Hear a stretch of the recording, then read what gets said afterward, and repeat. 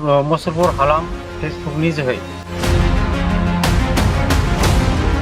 अमरावती गामियाव जिहेतु एबसु आफादा गामियाव हाबनो मोना, बेफोरबायदि जोंनि बे अमरावती गामिखौ नंखायै बेनार बानायनानै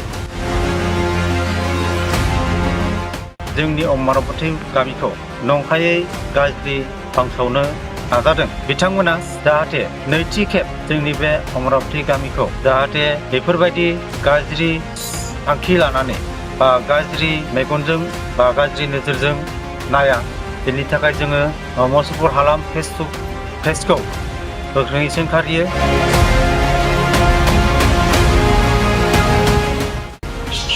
मानोना जोंनि गामिया दासिमहालागै बिब्दि सोरखौबा बा सोरनिबा दलखौ हाबनो होनाय, मुगा फैनाङा मुगा फैनांगौ, बिब्दि जेबो प्रस्ताब लानाय जायाखै।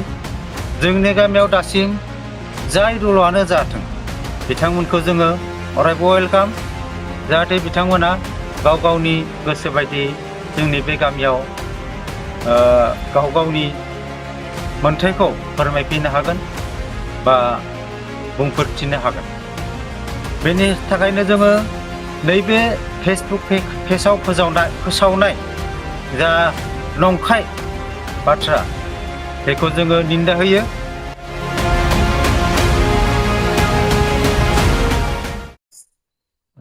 गिबियावनो नोंथांमोननि नैबे रादाब फोसावदिंनि गेजेरजों बा फोसावगिरिफोरखौ गाहाम हामलायथि जासिहोबाय। थांनाय 10/6/2025 इं खालार खालि जोंनि अमरावती गामिनि बागै जाय बिथांमोना मुसलपुर हालाम फेसबुकनि जोहै जाय नंखाय फोसावनाय एबा जोंनि मुसलपुर हालामाव अमरावती गामियाव जिहेतु एबसु आफादा गामियाव हाबनो मोना, बेफोरबायदि पस्टार बानायनानै जाय बिजाथिफोरा जोंनि बे अमरावती गामिखौ नंखायै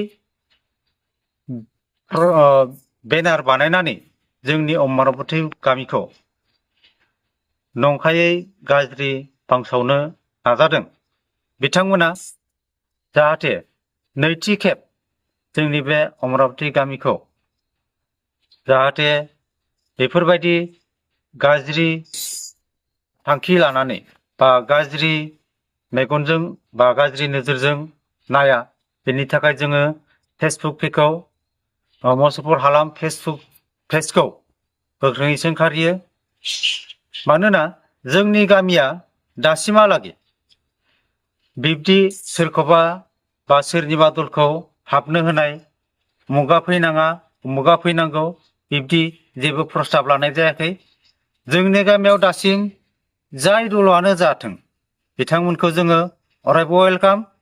जाहाथे बिथांमोना गाव गावनि गोसो बायदि जोंनि बे गामियाव गाव गावनि मोन्थायखौ फोरमायफैनो हागोन बा बुंफोरथिनो हागोन। बेनि थाखायनो जोङो नैबे फेसबुक पेजआव फोसावनाय जा नंखाय बाथ्रा, बेखौ जोङो निन्दा होयो। बेखायनो इयुनाव जाहाथे बेफोरबायदि गाज्रि बा अमरावती गामिखौ लानानै गाज्रि बाथ्राखौ जाहाथे फोसावा, बेनि थाखाय नोंथांनिसिम गुरै खावलायहरनाय जाबाय। जाहाथे जोंनि अमरावती गामिखौ बेफोरबायदि आरो इयुनावबो दा फोसावथों। जिहेथु जोंनि गामिया अरायबो आरो दाबो इयुनावबो जिखुनु पार्टियानो फैयाथों मानो, एबसुआनो जा बा गुबुन गुबुन आफादानो जा, बेफोरखौ जोङो जोंनि गामियाव मिथिं दावथिं बा बायदिसिना हाबाफारियाव जोङो जेब्लाबो वेलकाम थागोन। बेखिनिखौनो बुंनानै आङो दिनैनि बे बुंफोरथिखौ बेखिनियावनो फोजोबनाय जाबाय। गोजोन्थों।